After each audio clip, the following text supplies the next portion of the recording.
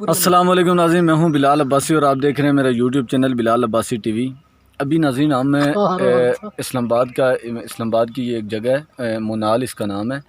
یہاں پہ ہم بیٹھے ہوئے ہیں، ہم 4 دوست ہیں، یہ ذاکر، ذیشان، ریان ہے، میں ہوں۔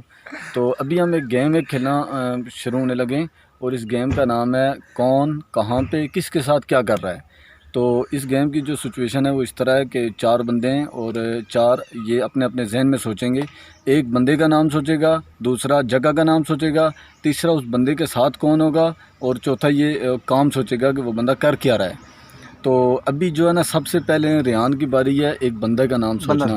ریان آپ نے ذہن میں ایک بندہ سوچ لیں۔ آپ نے بندہ سوچ لیے؟ سوچ لیے؟ تو میں نے کام سوچنا ہے، تو میں نے کام سوچ لیے، ٹھیک ہے، کام میں نے سوچ لیا ہے۔ ذیشان آپ جگہ کا انتخاب؟ ٹھیک ہوگا، میں نے سوچ لیا۔ سوچ لیے؟ ذاکر آپ؟ کس کے ساتھ میں نے سوچ لیا ہے جی۔ ریان آپ نے کون سا بندہ سوچا ہے؟ عثمان جی۔ جگہ؟